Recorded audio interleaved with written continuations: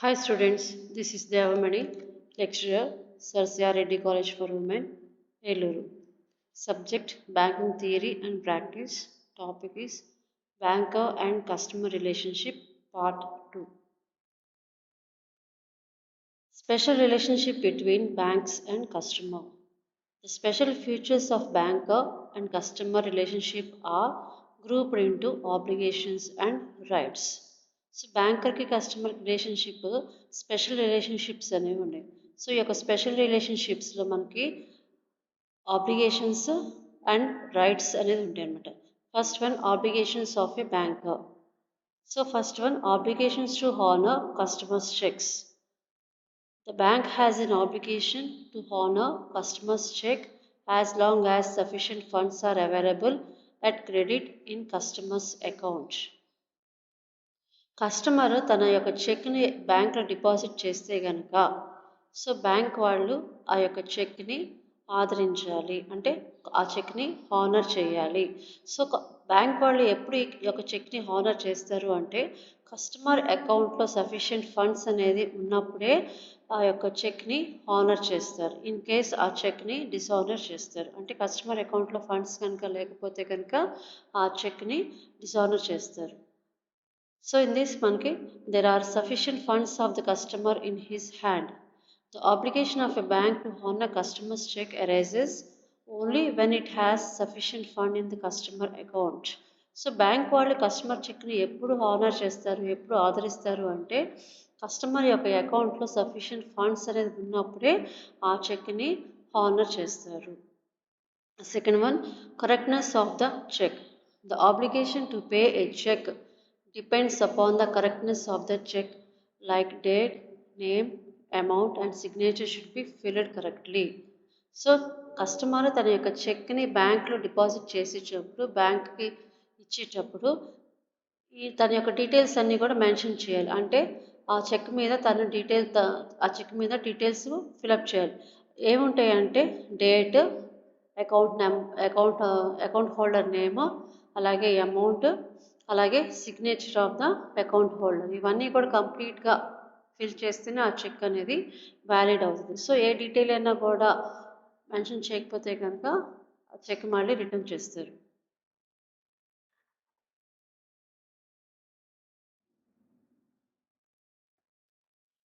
Proper drawing of the check. The check will be honored only when it is drawn according to the requirement of the law. అంటే check అనేది బ్యాంకులో submit చేసినప్పుడు bank వాళ్ళ చెక్ని honour చేయాలి. So ఎలా ఏ విధంగా అనంటే ఆ చెక్ అనేది as per the requirements of the law, అంటే చట్టపరంగా ఉన్నప్పుడు ఆ చెక్ అనేది బ్యాంక్ వాళ్ళు హానర్ చేస్తారు, అంటే ఆదరిస్తారు. అంటే ఏంటి అంటే ఆ చెక్ అనేది ప్రింటెడ్ ఫామ్లో ఉండాలి, అలాగే ఆ చెక్ అనేది బ్యాంక్ వాళ్ళు సప్లై చేసినది అయి ఉండాలి, అలాగే ఆ చెక్ మీద ఎటువంటి రిక్వెస్ట్ కానీ అలాగే కండిషన్ కానీ ఆబ్లిగేషన్స్ కానీ ఏం ఉండకూడదు అనమాట. So the cheque should be in a printed form. So ఈ విధంగా ఉంటేనే ఆ చెక్ అనేది వ్యాలిడ్ అవుతుంది. Proper application of the funds. The bank will honor a check only when the funds are meant for its repayment. అంటే customer తన చెక్ని బ్యాంక్లో submit చేసినప్పుడు బ్యాంక్ వాళ్ళు ఆ చెక్ని హానర్ చేస్తారు. ఏ విధంగా ఏ విధంగా అంటే ఆ కస్టమర్ ఆ అమౌంట్ని తన పర్పస్, అంటే తను ఏ యూటిలైజేషన్ కోసం అమౌంట్ విత్డ్రా చేస్తున్నాడో దానికి యూస్ఫుల్ అవుతుందా లేదా అనేది చూసుకుని అక్కడ బ్యాంక్ వాళ్ళు ఆ చెక్ని హానర్ చేస్తారు. ఫర్ ఎగ్జాంపుల్ చూడండి, ట్రస్టీ కానీ సొసైటీ కానీ ఉంటాయి. సో ఈ యొక్క సొసైటీస్కి సంబంధించి ట్రాన్సాక్షన్స్ చేయాలంటే చెక్ ద్వారా ట్రాన్సాక్షన్స్ చేయాలంటే ఒక పర్టికులర్ పర్సన్ని సెలెక్ట్ చేసి ఆ పర్సన్కి ఆ చెక్ మీద పూర్తి అధికారాలు అప్పచెప్తారు అనమాట. సో ఆ పర్సనే చెక్ మీద చెక్ కావాల్సిన ట్రాన్సాక్షన్స్ అన్నీ కూడా చేస్తాడు. అంటే ఆ పర్సనే చెక్ని సబ్మిట్ చేయాల్సి వస్తుంది అనమాట. ఆ పర్సనే చెక్ మీద సైన్ చేయాల్సి వస్తుంది అనమాట.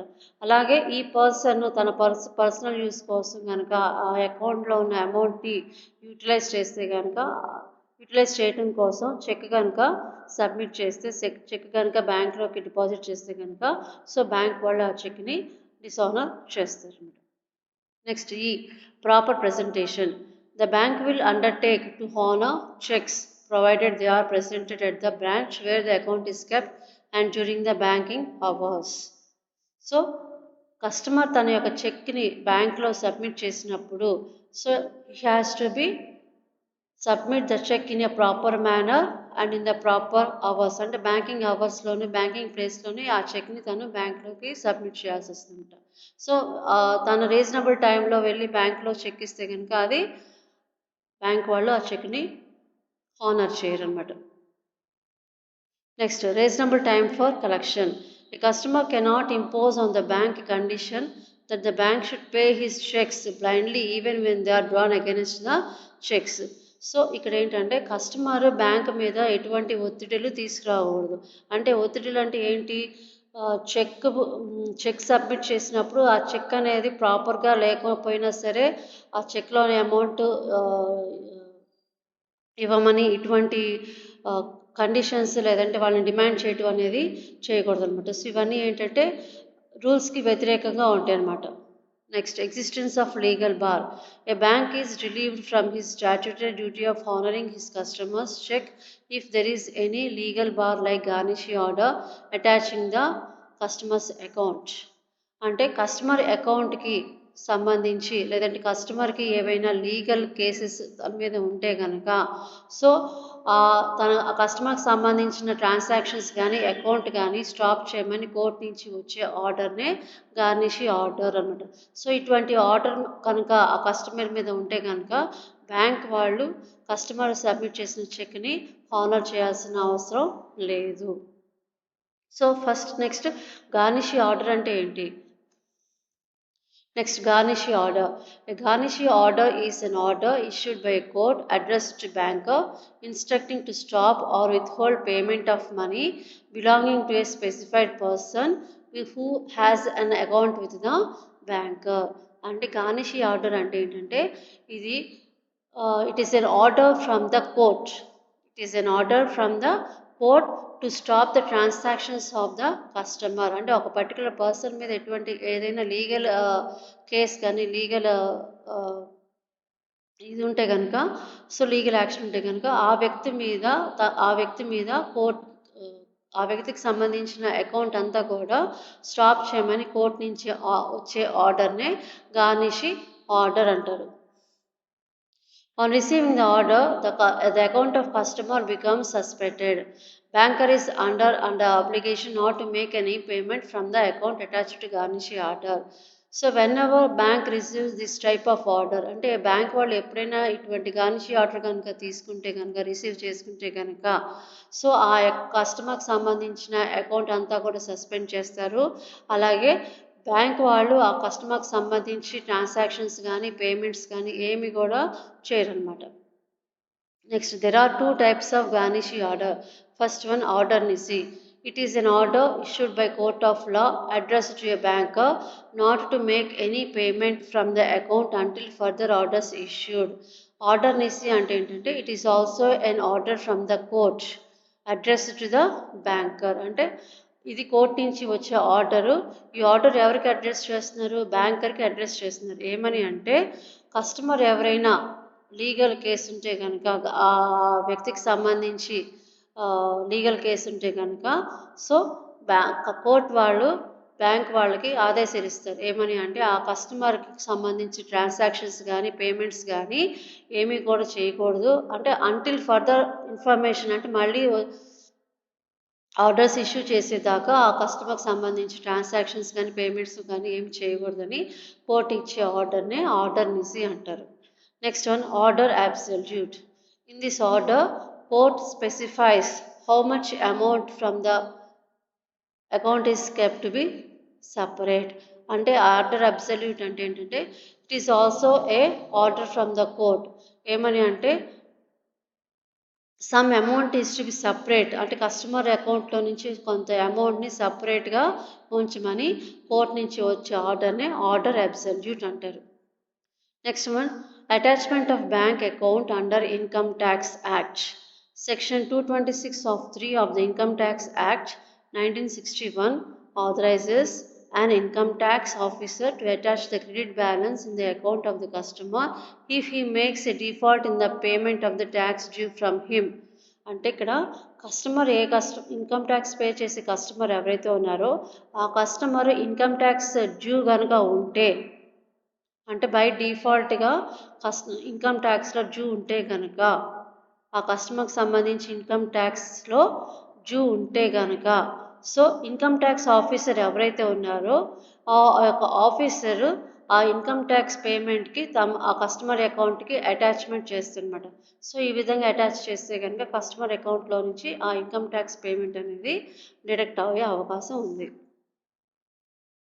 Next one, wrongful dishonor of check. Wrongful dishonor of a check means a dishonor committed by mistake or by negligence on the part of the bank or any of its employees. Wrongful dishonor of the check అంటే ఏంటంటే, bank తమకి వచ్చిన చెక్ని dishonour చేస్తే కనుక, అంటే dishonour అంటే ఆదరించకపోతే కనుక, అంటే యాక్సెప్ట్ చేయకపోతే కనుక, అది బై మిస్టేక్ అవ్వచ్చు, లేదంటే ఎంప్లాయీస్ యొక్క నెగ్లిజెన్స్ అయినా అవ్వచ్చు, ఏ విధంగా అయినా సరే కనుక, సో ఆ చెక్ కనుక డిజానర్ అయితే కనుక, అలాగే if a bank without any justification dishonour his customers cheque, so bank వాళ్ళు కూడా ఆ చెక్ ఎందుకు డిజానర్ అయింది అనేది రీజన్ చెప్పకుండా ఉండి, అలాగే చెక్ కనుక డిజానర్ చేస్తే కనుక, so it is the mistake of the bank, అలాగే ఇది బ్యాంక్ వాళ్ళ యొక్క తప్పిదమే, దీనికి బ్యాంక్ వాళ్ళు కంపల్సరీగా నష్టపోయిన వ్యక్తికి పరిహారం చెల్లించాల్సి వస్తుంది. So thus the law says that if the banker wrongfully dishonors a check, he is liable to compensate the loss claimed by the customers. అంటే బ్యాంక్ వాళ్ళు కనుక కస్టమర్స్ చెక్ని కనుక బై మిస్టేక్ డిజానర్ చేస్తే కనుక, సో బ్యాంక్ వాళ్ళు ఆ కస్టమర్కి వచ్చిన నష్టాన్ని భరించాల్సి వస్తుంది. అంటే కస్టమర్ ఏదైతే నష్టపోయాడో ఆ నష్టాన్ని బ్యాంక్ వాళ్ళు పే చేయాల్సి వస్తుంది. So this is about the obligations to honour customers cheque. Next one, banker's obligation to maintain secrecy of accounts. A bank is under obligation to maintain strict secrecy as regards the state of its customers' accounts even after the accounts are closed. అంటే ఏంటంటే, bank వాళ్ళు తమకున్న customers ఎవరైతే ఉన్నారో ఆ కస్టమర్కి అకౌంట్కి సంబంధించి ట్రాన్సాక్షన్స్ అన్నీ కూడా సీక్రెట్గా మెయింటైన్ చేయాలి. They should not give any information to others. అంటే కస్టమర్ అకౌంట్కి సంబంధించి ఇన్ఫర్మేషన్ ఏదైనా సరే వాళ్ళు వేరే వాళ్ళకి చెప్పకూడదు. So they have to maintain secrecy of the customers accounts even after the customer closed the account. అంటే కస్టమర్ తన అకౌంట్ క్లోజ్ చేసినా సరే ఆ కస్టమర్కి సంబంధించి ఇన్ఫర్మేషన్ అన్నీ కూడా ఎవరికి కూడా ఇవ్వకూడదు. They have to maintain secrecy of the customers accounts. Only in the following circumstances can disclosure be justified. అంటే కొన్ని సందర్భాలలో మటుకి మాత్రమే బ్యాంక్ వాళ్ళు తమ యొక్క కస్టమర్కి సంబంధించిన ఇన్ఫర్మేషన్ చెప్పవలసి ఉంటుంది. అవి ఏంటో చూద్దాం. First one, when the law requires such closures to be made. అంటే చట్టపరంగా ఏదైనా ఏ కస్టమర్ అయినా ఇన్ఫర్మేషన్ చెప్పాల్సి వచ్చినప్పుడు, సో అప్పుడు ఆ బ్యాంకర్ ఆ కస్టమర్కి సంబంధించి ఇన్ఫర్మేషన్ చెప్పవచ్చు. అంటే ఇది చట్టపరంగా అయినది, చట్టానికి సంబంధించి అయితే, ఏదన్నా చట్టపరంగాను అయితే కనుక బ్యాంక్ వాళ్ళు కస్టమర్కి సంబంధించి ఇన్ఫర్మేషన్ చెప్పవచ్చు. Second one, when banker is required to protect his own interest. అంటే బ్యాంక్ వాళ్ళు తమ యొక్క లబ్ధి కోసం, లేకపోతే తమ యొక్క ఓన్ ఇంట్రెస్ట్ వెల్ఫేర్ కోసం అయినా సరే కస్టమర్ ఇన్ఫర్మేషన్ పాస్ చేసుకోవచ్చు. Third one, when the customer gives his consent the banker can very well give the information without any difficulty. So customer కనుక తమ యొక్క అనుమతి కనుక ఇచ్చినట్టయితే, అంటే తన యొక్క అకౌంట్ డీటెయిల్స్ ఎవరికైనా ఇవ్వచ్చు అని కస్టమర్ కనుక కన్సెంట్ ఇస్తే, తమ యొక్క అనుమతి కనుక ఇస్తే కనుక బ్యాంక్ వాళ్ళు ఆ ఇన్ఫర్మేషన్ని ఇవ్వచ్చు. Fourth one, when banks are required to give out information regarding the customers in the interest of the public. అంటే ప్రజా వాణిజ్యానికి సంబంధించి ఏదైనా కస్టమర్ ఉన్నారనుకోండి, ఆ కస్టమర్ యొక్క ఇన్ఫర్మేషన్ బ్యాంక్ వాళ్ళు చెప్పాల్సిన అవసరం ఉంటుంది.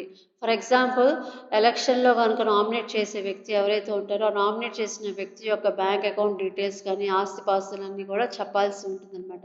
సో, ఇటువంటి సందర్భాలలో బ్యాంక్ వాళ్ళు తమ యొక్క కస్టమర్‌కి సంబంధించిన ఇన్ఫర్మేషన్ బహిర్గతం చేయవచ్చు.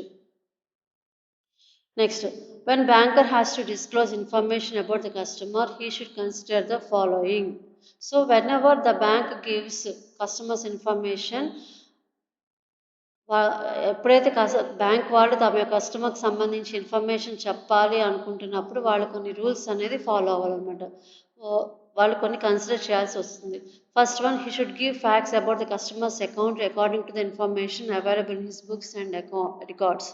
అంటే బ్యాంక్ వాళ్ళు తమ యొక్క కస్టమర్కి సంబంధించి ఇన్ఫర్మేషన్ ఏదైనా సరే ఫ్యాక్ట్ ఇన్ఫర్మేషన్ ఇవ్వాలి. అంటే కరెక్ట్ ఇన్ఫర్మేషన్ ఇవ్వాలంటే అంటే కరెంట్ కస్టమర్ అకౌంట్లో ఏవైతే డేటా ఉందో ఆ డేటా మటుకే ఇవ్వాలి. Next second, he should not give false information. తప్పుడు సమాచారం మటుకి ఇవ్వకూడదు. Third one, he should not add rumours about the customers. అలాగే కస్టమర్కి సంబంధించి ఎటువంటి చెడు ప్రచారాలు కూడా చేయకూడదు. Fourth one, banker should provide only general information. So bank వాళ్ళు కస్టమర్కి సంబంధించి జనరల్ ఇన్ఫర్మేషన్ ఇవ్వాలి, కానీ పర్సనల్ ఇన్ఫర్మేషన్ కానీ ఇంకా వేరే ఇన్ఫర్మేషన్ కూడా ఇవ్వకూడదు అనమాట. ఓన్లీ అకౌంట్ సంబంధించిన ఇన్ఫర్మేషన్ మట్టుకే ఇవ్వాల్సి వస్తుంది. Next, consequences of wrongful disclosure. If the banker wrongfully discloses information and financial data of the customer, banker is liable to the third parties and also to the customer. అంటే bank వాళ్ళు తమ యొక్క నెగ్లిజెన్స్తో ద్వారా కానీ by mistake కానీ customer information fact information ఇవ్వలేనప్పుడు అంటే wrong data ఇస్తే కనుక దాని వలన ఇద్దరు వ్యక్తులు నష్టపోతారు. మళ్ళీ చెప్తాను, బ్యాంక్ వాళ్ళు తమ ఇచ్చే ఇన్ఫర్మేషన్ రాంగ్ ఇన్ఫర్మేషన్ ఇస్తే కనుక అంటే కస్టమర్కి సంబంధించి రాంగ్ ఇన్ఫర్మేషన్ ఇస్తే కనుక దానివలన ఇద్దరు వ్యక్తులు నష్టపోతారు. ఒకరు థర్డ్ పార్టీ అయి ఉంటారు, second one customer. So bank వాళ్ళు తమ ఇచ్చిన ఇన్ఫర్మేషన్ ఫాల్స్ ఇన్ఫర్మేషన్ అని ప్రూవ్ అయితే కనుక సో ఇక్కడ ఆ ఇద్దరు వ్యక్తులు లాస్ అవుతారు. కాబట్టి సో లాస్ అయిన డ్యామేజెస్ ఏదైతే ఉందో ఆ లాస్ అయిన అమౌంట్ ఏదైతే ఉందో వాళ్ళు బ్యాంక్ వాళ్ళు పే చేయరనమాట. So bank has to pay the damages. So bankers should give correct information about the customers. So bank వాళ్ళు తమ యొక్క కస్టమర్కి సంబంధించి కరెక్ట్ ఇన్ఫర్మేషన్ ఇవ్వాల్సి ఉంటుంది.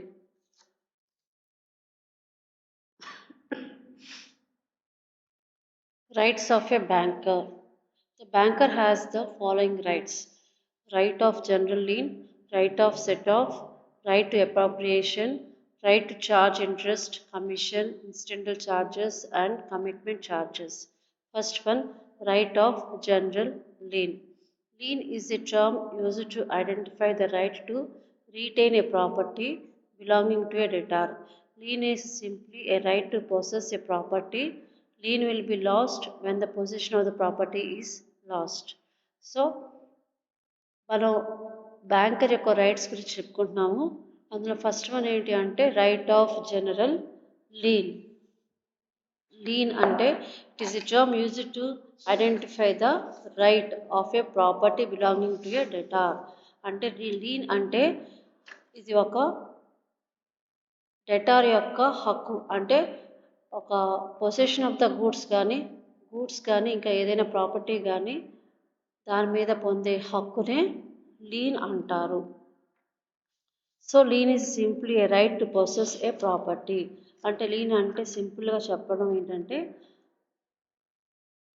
రావాల్సిన బాకీని పూర్తిగా పరిష్కారం అయ్యే వరకు వస్తువును కానీ గూడ్స్ కానీ తమ దగ్గర ఉంచుకోవడాన్ని లీన్ అని అంటారు. సాధారణంగా లీన్ హక్కు బ్యాంకర్కు ఉన్న కారణంగా ఖాతాదారుడు అతనికి బాకీ ఉంటే కనుక అతని వస్తువులన్నిటినీ తన బాకీ పూర్తి అయ్యేదాకా కూడా ఉంచుకోవడానికి బ్యాంకర్కి హక్కు ఉంటుంది. So the lien may be a particular lien or a general lean.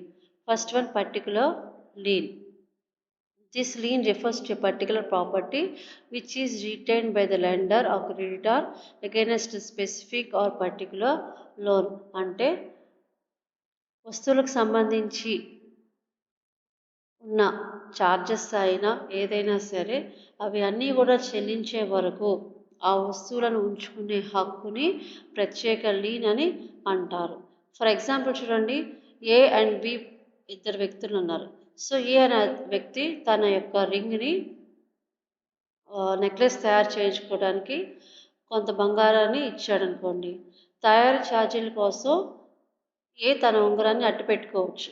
అంతేగాని తయారు ఛార్జీలు చెల్లించిన ఇతర నగలను అట్టు పెట్టుకోవడానికి అక్కడ ఉండదు. సో అలాంటి లీన్నే ప్రత్యేక లీన్ అని అంటారు. అంటే ఏంటంటే ఏ అనే వ్యక్తి ఇక్కడ ఉంగరాన్ని తయారు చేస్తున్నాడు, ఉంగరం చేయించుకుంటున్నాడు, అలాగే నెక్లెస్ కూడా చేయించుకుంటున్నాడు అనమాట. సో ఈ రెండిటికి ఛార్జీలు విడివిడిగా తీసుకుంటారు. అలాగే ఈ అనే వ్యక్తి ఆ ఉంగరం సంబంధించి పేమెంట్ కానీ ఛార్జీలు కానీ ఫుల్గా చేసేసాడు. సో అలాగే నెక్లెస్కి సంబంధించి ఎటువంటి పేమెంట్ అనేది జరగలేదు, ఛార్జెస్ కానీ ఏదైనా జరగలేదు. సో ఈ యొక్క నెక్లెస్ పేమెంట్ గురించి ఏ ఏ యొక్క ఉంగరాన్ని అడ్డు పెట్టుకునే హక్కు కానీ ఉండదన్నమాట. సో అటువంటి వాటిని ప్రత్యేక లీన్ అని అంటారు. అంటే నెక్లెస్ సంబంధించి పేమెంట్ జరిగితే నెక్లెస్ ఇచ్చేయాలి, కానీ దానికి సంబంధించి ఉంగరాన్ని అట్టు పెట్టుకోకూడదు అనమాట. అలాగే ఉంగరం సంబంధించి పేమెంట్ అంతా కంప్లీట్ అయితే ఉంగరం ఇచ్చేయాలి. సో దానికి సంబంధించి పేమెంట్ జరగకపోతే కనుక నెక్లెస్ని అట్టు పెట్టుకోకూడదు. అంటే ఏ వస్తువు మీద అయితే హక్కు ఉందో ఆ వస్తువుని పొందేదాకా కూడా ఆ వస్తువు మీద అప్పు తీరేదాకా ఉండే ఆ వస్తువు మీద అప్పు తీరేదాకా ఆ వస్తువుని ఆ వస్తువుని అట్టు పెట్టుకునే ఉండే హక్కునే పర్టికులర్ లీన్ అని అంటారు. అలాగే జనరల్ లీన్కి వచ్చేసి, general lien is the right of the banker to retain all the properties of the debtor still all the sum due to the bank are recovered. అంటే జనరల్ లీన్ అంటే ఇది కూడా banker యొక్క రైట్. ఎప్పుడు వర్తిస్తుంది ఈ యొక్క రైట్ అంటే బ్యాంకరు తనకు చెల్లించాల్సిన మూల్యం అంతా కూడా చెల్లించినప్పుడే, బ్యాంకరు తనకు రావాల్సిన బాకీ కానీ మూల్యం కానీ ఏదైతే ఉందో అదంతా కూడా పూర్తిగా చెల్లించిన తర్వాతే ఆ వస్తువులు కానీ ప్రాపర్టీ కానీ తిరిగి ఇస్తారన్నమాట. అంటే పూర్తిగా అప్పు అంతా చెల్లించేంత వరకు ఆ ప్రాపర్టీని తమ ఆధీనంలో ఉంచుకునే హక్కు బ్యాంక్ వాళ్ళకి ఉంటుంది. సో దీన్నే జనరల్ లీన్ అని అంటారు.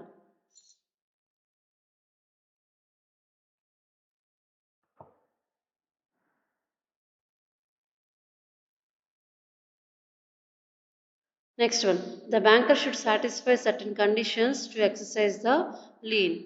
సో లీన్ అనేది ఇంప్లిమెంట్ చేసేటప్పుడు బ్యాంకర్ అనేవాడు కొన్ని కండిషన్స్ సాటిస్ఫై అవ్వాలన్నమాట. కొన్ని కండిషన్స్ అనేవి ఉంటాయి చూడండి ఇక్కడ. First one, the property should in the possession of the banker. If the banker losses the possession of the property, the lean is lost. ఎప్పుడైతే లీన్ అనేది ఇంప్లిమెంట్ చేయాలనుకుంటే కనుక అక్కడ లీన్ ఇంప్లిమెంట్ చేసేటప్పుడు ఆ ప్రాపర్టీ ఏదైతే ఉందో ఆ ప్రాపర్టీ అంతా కూడా బ్యాంక్ వాళ్ళ ఆధీనంలోనే ఉండాలి. సో అలా కాకుండా ప్రాపర్టీ అంతా కూడా వేరే వాళ్ళ ఆధీనంలో ఉంటే కనుక అక్కడ లీన్ అనేది ఇంప్లిమెంట్ చేయడానికి అవకాశం ఉండదు. సో లీన్ అనేది అక్కడ లాస్ట్ అవుతుంది అనమాట. ఆ హక్కు అనేది వాళ్ళు లాస్ అవుతారు. Second one, security should belong to the customer. అంటే ఆ ప్రాపర్టీకి సంబంధించి సెక్యూరిటీ అయినా సరే, ఆ హక్కులైనా సరే కస్టమర్కి సంబంధించి ఉండాలి. అంటే ఏంటంటే ఇక్కడ కస్టమర్ ఏదైతే కుదువ పెట్టి లోన్ తీసుకున్నాడో ఆ కుదువ పెట్టిన వస్తువు కానీ నగదు కానీ ఏదైతే ఉందో దానికి సంబంధించి పూర్తి హక్కుదారుడు కస్టమర్ అయి ఉండాలి. అంతేగాని వేరే వాళ్ళ వస్తువు తీసుకొచ్చి తాకట్టు పెట్టే హక్కు అక్కడ కస్టమర్కి ఉండదు. అంటే ఏంటంటే కస్టమర్ ఏదైతే తను కుదువ పెట్టిన వస్తువు ఏదైతే ఉందో ఆ వస్తువుకి సంబంధించి పూర్తి హక్కు కస్టమర్ది ఉండాలి. Next one, third, there should be the lawful possession of the goods or securities by the banker and they must come to the banker in his capacity as banker. So, banker ఏదైనా వస్తువుని తనఖా పెట్టుకున్నప్పుడు అది చట్టపరంగానూ ఉండాలి, చట్టబద్ధమైనది ఉండాలి. అలాగే banker కూడా ఆ వస్తువు కుదువ పెట్టుకునే కేపబుల్ పర్సన్ అయి కూడా ఉండాలన్నమాట. Last one, the loan must be due for the payment when the lean has to B exercised. Lean అనేది ఇంప్లిమెంట్ చేయాల్సి వచ్చినప్పుడు లోన్ మీద కొంత రుణం అనేది కూడా ఉండాలి, డ్యూ అమౌంట్ అనేది కూడా ఉండాలి. అప్పుడే ఆ లీన్ అనేది ఇంప్లిమెంట్ చేయడానికి అవకాశం ఉంటుంది. సో ఫస్ట్ వన్ ఏంటిది, ఆ వస్తువు ఏదైతే కుదువ పెట్టారో ఆ వస్తువు మీద పూర్తి హక్కు బ్యాంకర్కి ఉండాలి. అలాగే ఆ వస్తువు అనేది బ్యాంకర్ వద్దే ఉండాలి. అలా కాకుండా వస్తువు అనేది వేరే చోట ఉంటే కనుక, వేరే వ్యక్తి దగ్గర ఉంటే కనుక ఆ బ్యాంకరు లీన్ అనేది ఇంప్లిమెంట్ చేయడానికి అవకాశం ఉండదు. అక్కడ తన యొక్క హక్కుని కోల్పోతాడు.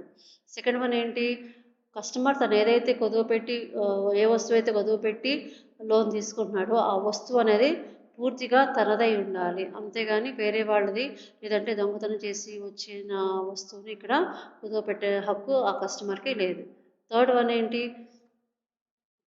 బ్యాంకర్ తను ఏదైతే కుదువ పెట్టుకుంటున్నాడో వస్తువుల్ని అది చట్టబద్ధంగాను చట్టపరంగాను అయ్యి ఉండాలన్నమాట. Fourth one, the loan must be due for payment when the lean has to B exercised. Lean అనేది ఇంప్లిమెంట్ చేయాల్సి వచ్చినప్పుడు ఆ లోన్ మీద డ్యూ అమౌంట్ అనేది ఉండాలి. అంటే ఆ లోన్ అనేది ఇంకా పే చేయాల్సి వస్తుంది అనమాట. సో లోన్లో డ్యూ అమౌంట్ అనేది కూడా ఉండాలి. Next, when can the general lean can be exercised. General lean అనేది ఎప్పుడు ఎక్సర్సైజ్ చేస్తారు, ఎప్పుడు ఇంప్లిమెంట్ చేస్తారు? First one, the banker can exercise lien on the bills and checks lodged for the collection. అంటే banker తమ యొక్క హక్కును ఎప్పుడు ఉపయోగించాలి అంటే, లీన్ని ఎప్పుడు ఉపయోగించాలి అంటే బిల్స్ మీదను చెక్స్ మీద. అంటే బిల్స్ కలెక్షన్ అప్పుడు, అలాగే చెక్స్ పేమెంట్ అప్పుడు, చెక్స్ కలెక్షన్ అప్పుడు లీన్ అనేది తను ఇంప్లిమెంట్ చేసుకోవచ్చు. తనకున్న హక్కుని ఉపయోగించుకోవచ్చు. Second one, banker can exercise general lean when he acts as a collecting banker. అంటే బ్యాంకరు యొక్క లీన్ అనే హక్కుని ఎప్పుడు ఉపయోగించాలి అంటే తను కలెక్టింగ్ బ్యాంకర్ కింద ఉన్నప్పుడు, అంటే వసూలు బ్యాంకర్ కింద ఉన్నప్పుడు. వసూలు బ్యాంకర్ అంటే ఏంటంటే కస్టమరు దగ్గర నుంచి వసూలు చేసే వ్యక్తిని కలెక్టింగ్ బ్యాంకర్ అంటారు. అంటే కస్టమర్ దగ్గర నుంచి అమౌంట్ వసూలు చేస్తే కనుక ఆ బ్యాంకర్ని కలెక్టింగ్ బ్యాంకర్ అంటాడు. సో ఇక్కడ కలెక్టింగ్ బ్యాంకర్ అయితేనే లీన్ అనే హక్కుని ఉపయోగించుకోవాలి. Third one, in case of partnership firms, banker can exercise lien on the personal account of the partner against advances made to the firm.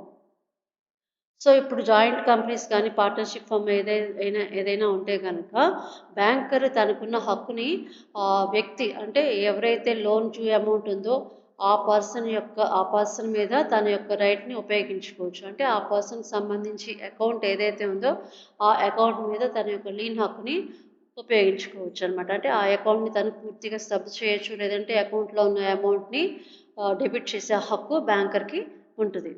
Fourth one, there should be no agreement contrary to the lien. So lean అనేది ఎటువంటి ఒప్పందం ప్రకారం జరగదు. అంటే lean అనేది ఉపయోగించుకోవడానికి ఎటువంటి ఒప్పందాలు అనేది కూడా ఇక్కడ జరగవు అన్నమాట. Next one, right to set of. చెల్లింపుల వినియోగం అంటారు. ఖాతాదారు ఖాతాలను కలిపివేయటానికి బ్యాంకర్ హక్కుని రైట్ టు సెట్ ఆఫ్ అంటారు. అంటే ఖాతాదారుడు తమ యొక్క ఖాతాలని కలిపివేయటానికి ఉండే బ్యాంకుకి హక్కు, right to set off. It is a right to adjust accounts of one against the other between the debtor and the creditor to determine the net balance due to either debtor or creditor. అంటే ఏంటంటే ఒక కస్టమర్కి 2 లేక 3 అకౌంట్లు బ్యాంకులో కలిగి ఉంటే కనుక ఒక అకౌంట్లో నుంచి తనకు రావాల్సిన బాకీని వేరొక అకౌంట్లో ఉన్న బ్యాలెన్స్ అమౌంట్లో నుంచి ఖాతాదారుడు చెల్లించవచ్చు. దాన్నే సెట్ ఆఫ్ లేదా ఖాతాదారులను కలిపే హక్కు అని అంటారు. అంటే ఫర్ ఎగ్జాంపుల్ ఏ అనే పర్సన్ ఉన్నాడు. ఏ అనే పర్సన్కి 2 అకౌంట్స్ ఉన్నాయి. ఒకే బ్యాంక్లో 2 అకౌంట్స్ ఉన్నాయి అన్నమాట. సో ఏ అనే అతను బ్యాంక్కి అమౌంట్ అనేది చెల్లించాల్సి వచ్చింది ఇక్కడ. సో తను ఒక అకౌంట్లో అమౌంట్ లేదు. సో లేనప్పుడు ఏం చేయాలి బ్యాంక్ వాళ్ళు? తనకి సంబంధించిన రెండో అకౌంట్ ఏదైతే ఉందో ఆ రెండో అకౌంట్‌లో అమౌంట్ ఉంటే గనక ఆ అమౌంట్‌ని బ్యాంక్ వాళ్ళు ఆ అమౌంట్‌ని క్రెడిట్ చేసుకునే హక్కుని కలిగి ఉంటారు. దీన్నే రైట్ టు సెట్ ఆఫ్ అని అంటారు. To exercise the right to set off the following conditions should be fulfilled. Right to set off అనేది ఫుల్ఫిల్ చేయాలంటే కొన్ని కండిషన్స్ ఉంటాయి. There should not be any express or implied agreement to the కాంట్రారీ.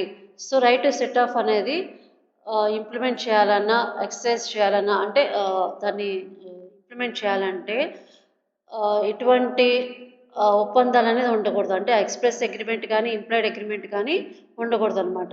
అంటే రాతపూర్వకంగా లేదంటే మాటపూర్వకంగా ఎటువంటి ఒప్పందం అనేది ఇక్కడ జరగదు.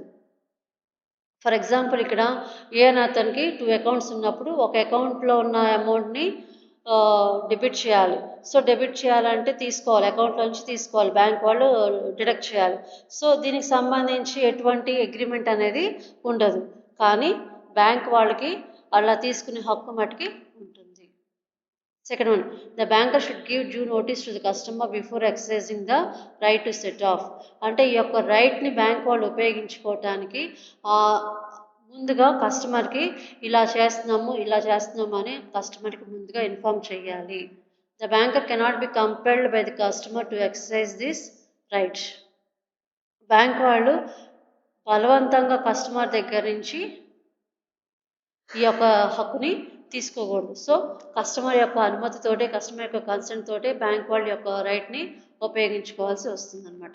Next one, right to appropriation.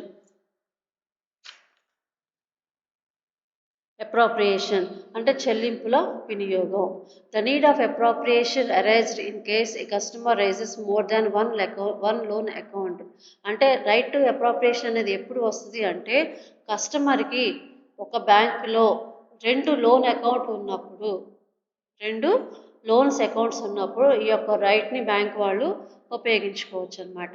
So, the need of appropriation arised in case a customer raises more than one loan account. అంటే customer కనుక 2 లోన్ అకౌంట్లు ఉంటే కనుక ఈ యొక్క చెల్లింపుల వినియోగాన్ని బ్యాంక్ వాళ్ళు ఉపయోగించుకునే హక్కు బ్యాంక్ వాళ్ళకి ఈ యొక్క రైట్‌ని ఉపయోగించుకునే హక్కు బ్యాంక్ వాళ్ళకి ఉంటుంది.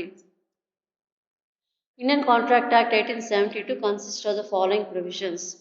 ఇండియన్ కాంట్రాక్ట్ యాక్ట్ ప్రకారం ఈ యొక్క రైట్ అప్రాప్రియేషన్ ఉపయోగించుకోవాలి అంటే ఇంప్లిమెంట్ చేయాలంటే కొన్ని ప్రొవిజన్స్, కొన్ని రూల్స్ అనేది మెన్షన్ చేశారు. అవేంటంటే first one, appropriation by the debtor. When money is paid with the express or implied note that it is towards a particular debt, it should be applied according to the direction of the debtor. అంటే ఇక్కడ మాటపూర్వకంగా కానీ, మాట ద్వారా కానీ, రాతపూర్వకంగా కానీ amount అనేది ఒక పర్టికులర్ లోన్‌కి అనేది డెబిట్ చేయాలి అని ఉంటే గనక బ్యాంక్ వాళ్ళు ఆ పద్ధతి ప్రకారం ఆ ప్రొఫార్మా ప్రకారమే ఆ లోన్ అమౌంట్‌ని వాళ్ళు డెబిట్ చేయాలి. అంటే కస్టమర్ తను ఏ విధంగా డెబిట్ చేయమని కోరతాడో బ్యాంక్ వాళ్ళు కూడా ఆ విధంగానే ఆ లోన్ అమౌంట్‌ని డెబిట్ చేయాల్సి వస్తుంది. అంటే ఇక్కడ కస్టమర్ యొక్క కన్సెంట్ తోటే బ్యాంక్ వాళ్ళు లోన్ అమౌంట్‌ని డెబిట్ చేస్తున్నారనమాట. ఫర్ ఎగ్జాంపుల్ చూడండి, ఏ అనే కంపెనీ ఉంది. సో, తనకి ఆ కంపెనీకి 2 లోన్స్ ఉన్నాయి. 2 లోన్స్ ఉన్నాయి. ఫస్ట్ లోన్ ఏంటి? Personal loan. సెకండ్ లోన్ ఏంటి? కార్ లోన్ ఉంది. సో, కార్ లోన్ ఉన్నప్పుడు ఇక్కడ కస్టమర్ అకౌంట్‌లో కొంత అమౌంట్ అనేది ఉందనమాట. ఆ అమౌంట్ కస్టమర్ పే చేసేటప్పుడు ఆ అమౌంట్ అనేది ఫస్ట్ ఏ లోన్‌కి పే చేయాలి అంటే పర్సనల్ లోన్‌కి పే చేయాలా? కార్ లోన్‌కి పే చేయాలా? అనేది కస్టమర్ ఇన్ఫార్మ్ చేయాలి. సో, ఆ విధంగానే ఆ ప్రకారంగానే బ్యాంక్ వాళ్ళు ఆ లోన్‌కి అమౌంట్ అనేది డెబిట్ చేయాల్సి వస్తుందనమాట. అంటే ముందుగానే కస్టమర్ తను ఏ విధంగా లోన్ కట్టాలో ఆ విధంగానే ముందుగా కస్టమర్ బ్యాంక్ వాడికి ఇన్ఫార్మ్ చేయాలన్నమాట. Second one, appropriation by the creditor. If debtor does not direct the creditor how to apply the amount paid to different debts at the time of payment, and then the creditor can apply the amount according to his choice. In case customer అనేవాడు తన loan అకౌంట్‌కి particular loan అకౌంట్కి debit చేయండి అని ఏమీ information చెప్పకపోతే కనుక అప్పుడు బ్యాంకర్ అనేవాడు ఏం చేయాలి అంటే సో బ్యాంక్ వాళ్ళు తమ యొక్క చాయిస్ ప్రకారం ఆ లోన్ అమౌంట్ని డెబిట్ చేసే హక్కు బ్యాంక్ వాడికి ఉంటుంది. సో ఇందాక సేమ్ ఎగ్జాంపుల్ చూడండి, ఏ అనే అతనికి 2 లోన్స్ ఉన్నాయి, కార్ లోన్ ఒకటి, పర్సనల్ లోన్ ఒకటి. కానీ ఏ అనే అతను ఏ ఇన్ఫర్మేషన్ చెప్పలా, ఆ అమౌంట్కి కార్ లోన్ కట్టాలా పర్సనల్ లోన్ కట్టాలా అనేది ఏ ఇన్ఫర్మేషన్ చెప్పలేదు. అప్పుడు ఏ బ్యాంక్ వాళ్ళు ఏం చేస్తారు అంటే ఏ అమౌంట్ అయితే కట్టాడో ఆ అమౌంట్ బ్యాంక్ వాళ్ళ చాయిస్ ప్రకారం ఏ లోన్కైనా కట్టుకునే హక్కు బ్యాంక్ వాళ్ళకి ఉంటుంది. Third one, payment of interest. When amount is paid into the account, first it should be applied towards the repayment of the interest, then the balance is applied to the payment of the principal amount. అంటే ఇక్కడ ఏంటంటే account holder తనకు సంబంధించిన loan amount తన యొక్క అకౌంట్లో కనుక deposit చేస్తే కనుక అప్పుడు బ్యాంక్ వాళ్ళు ఏం చేస్తారు, ఫస్ట్ ఇంట్రెస్ట్ ఏదైతే ఉందో ఆ ఇంట్రెస్ట్ పే చేసుకుని మిగతా బ్యాలెన్స్ అమౌంట్ అంతా కూడా ప్రిన్సిపల్ అమౌంట్కి అప్లై చేస్తారు. అంటే ఫర్ ఎగ్జాంపుల్ ఏ అని అతను తనకు సంబంధించిన లోన్కి ఒక 50,000 కట్టాడు అనుకోండి. సో 50,000లో ఫస్ట్ ఇంట్రెస్ట్ అనేది తీసేస్తారు. అంటే ఇంట్రెస్ట్ ఒక 25,000 అయితే ఆ 25,000 ఇంట్రెస్ట్ పేమెంట్ కింద తీసుకుంటారు. సో రిమైనింగ్ బ్యాలెన్స్ అమౌంట్ ఏదైతే ఉందో ఆ 25,000ని అది ప్రిన్సిపల్ అమౌంట్కి అప్లై చేస్తారనమాట. అంటే ఫస్ట్ ఇంట్రెస్ట్ పే చేస్తారు, బ్యాలెన్స్ అమౌంట్కి ప్రిన్సిపల్కి అప్లై చేస్తారు. Next one, right to charge interest, commission, incidental charges. First one, interest. So bank వాళ్ళు తము చేసే లోన్కే కానీ డిపాజిట్స్కే కానీ రికరింగ్ డిపాజిట్ కానీ ఏదైనా సరే వాళ్ళు ఇంట్రెస్ట్ అనేది ఛార్జ్ చేస్తారు, కంపల్సరీగా ఛార్జ్ చేస్తారు.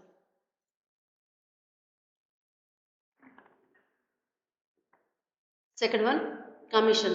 The bank has an implied right to charge commission for the services provided to the customer. Bank వాళ్ళు తమ అందించే సేవలు ఏవైతే ఉన్నాయో, సో జనరల్ సర్వీసెస్ అయినా ఇంకా వేరే ఏజెన్సీ సర్వీసెస్ అయినా ఏవైతే ఉన్నాయో ఆ సర్వీసెస్ అన్నిటికీ కూడా కమిషన్ అనేది కంపల్సరీగా తీసుకుంటారు. Next one, incidental charges. Incidental charges is a levy imposed by the bank on the unremunerative current accounts.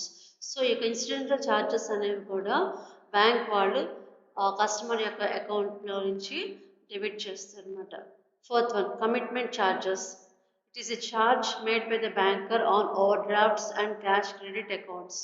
So over drafts ఉన్నా లేదా క్రెడిట్ అకౌంట్స్ ఉన్నా సో వీటికి కూడా ఛార్జెస్ అనేది బ్యాంక్ వాళ్ళు కలెక్ట్ చేస్తారు. Next, duties of customer to banker. First one, to repay overdrawings.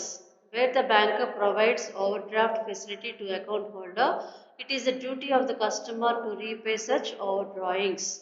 So customer bank వాళ్ళు కస్టమర్కి ఓవర్ డ్రాఫింగ్స్ ఫెసిలిటీ కనుక ప్రొవైడ్ చేస్తే కనుక సో ఆ యొక్క ఓవర్ డ్రాఫింగ్స్ ఏవైతే ఉన్నాయో ఆ ఓవర్ డ్రాఫింగ్స్ అన్నీ కూడా కస్టమర్ కంపల్సరీగా రీపే చేయాలి.